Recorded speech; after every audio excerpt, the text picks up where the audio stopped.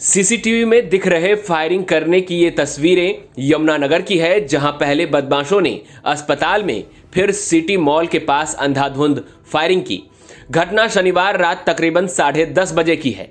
इस दौरान 3 युवक पहले डॉक्टर वरयाम सिंह अस्पताल के पास पहुंचे और अंदर घुसकर ताबड़तोड़ फायरिंग की। करीब 13 से 14 राउंड हुई फायरिंग ने इलाके में सनसनी मचा दी, तो वहीं अस्पताल में अफरा तफरी का माहौल हो गया। इस घटना के कुछ ही देर बाद सिटी मॉल के पास 3 से 4 राउंड फायर किए गए। कुछ ही समय के अंतराल पर 2 जगह हुई फायरिंग के बाद पुलिस हरकत में आई और पूरे शहर में नाकाबंदी कर सर्च ऑपरेशन शुरू कर दिया। रात भर चली छानबीन के बाद सुबह करीब 5 बजे कांसापुर इलाके में पुलिस का बदमाशों से सामना हुआ। इस दौरान बदमाशों की ओर से गोली चलाई गई, जिसके बाद पुलिस की ओर से भी जवाबी कार्रवाई की गई। दोनों ओर से करीब 25 से 30 राउंड फायरिंग हुई, जिसमें तीनों आरोपी घायल हो गए। पुलिस ने तीनों को गिरफ्तार कर अस्पताल में भर्ती कराया है। इस मामले की जानकारी देते हुए यमुनानगर के एसपी कमलदीप गोयल ने क्या कहा, सुनिए। कल पिछली जो रात थी उस पे लगभग 10:30 बजे पहले जो डॉक्टर वरयाम सिंह है उनके हॉस्पिटल में रिसेप्शन के पास से आके 3 लड़कों ने फायरिंग की थी। लगभग 13-14 के आसपास राउंड वहाँ पे फायर किए थे और फिर उसके कुछ ही देर बाद जो स्थानीय सिटी मॉल है वहाँ पे भी 3 से 4 राउंड फायर किए गए थे। तो ये बताया गया कि 3 लड़के हैं जिन्होंने फायरिंग की।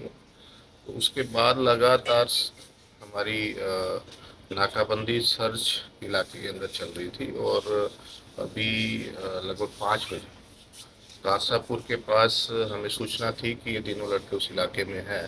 तो हमारी सीआईए की टीम्स ने वहाँ नाकाबंदी कर रखी थी। तो उनको पकड़ने के प्रयास में उनको रोकने का प्रयास किया तो अपराधियों ने और पुलिस की तरफ से दोनों तरफ से क्रॉस फायरिंग हुई है। लगभग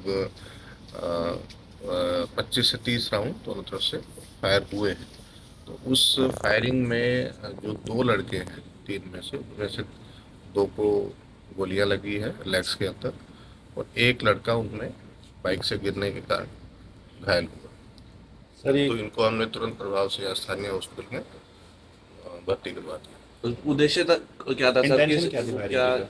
क्या इंटेंशन जो प्रथम दृष्टया लग रही है वो तो यही है कि फिरौती के लिए एक तरह से डर का माहौल क्रिएट करने के लिए। पीछे भी इनको फिरौती की कॉल आई थी तो उसमें हमने उनको सुरक्षा भी मुहैया करवा रखी थी। तो प्रथम दृष्टया तो वही मोटिव है। बाकी भी पूछताछ में और ज़्यादा पता किस गैंग से जुड़े हो सकते हैं सर? वो मैंने बताया कि अभी पूछताछ में ही पता लगेगा ये सारा। अभी तो हॉस्पिटलाइज है, इंजर्ड है, तो जैसे उनकी थोड़ी सी कंडीशन ठीक होती है तो हम डिटेल में उनसे पूछते हैं। सर लगभग कितने घंटे में पुलिस ने इनको दबोच लिया? देखिए 10 बजे के आसपास की घटना है और लगभग 6-6.5 घंटे लगाई केस में हमने।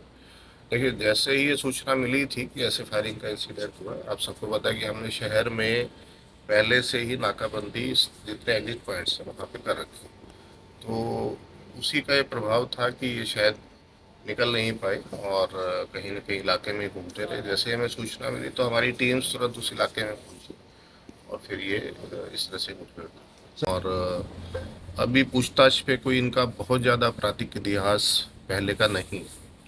तो ये बिल्कुल साफ है कि जो गैंगस्टर्स हैं वो ऐसे जो युवा हैं उनको एक तरह से उनका रास्ते से भटका के उनको हिंसा की तरफ लेके जा रहे हैं। तो मैं युवाओं को ये संदेश दूंगा कि इस तरह थोड़े से पैसे के लालच में आके अपना जीवन बर्बाद ना करें। जो बाहर गैंगस्टर बाहर विदेश में बैठा देखिए वो आपको इस्तेमाल कर रहा है, ये बात आपको समझनी चाहिए।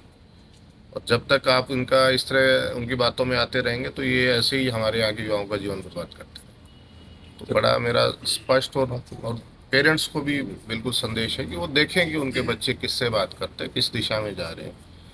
तो ये बहुत ही सोचनीय एक सवाल है आज समाज के सामने। मेरी सबसे जो आसपास के हमारे जिला क्षेत्र के आसपास के जो ज़िले हैं वहाँ सभी से मेरा अनुरोध है कि कृपया अपने बच्चों की एक्टिविटीज़ में थोड़ी नज़र रखें वो क्या कर रहे हैं। यमुनानगर से आशीष शर्मा के साथ ब्यूरो रिपोर्ट, हरियाणा तक।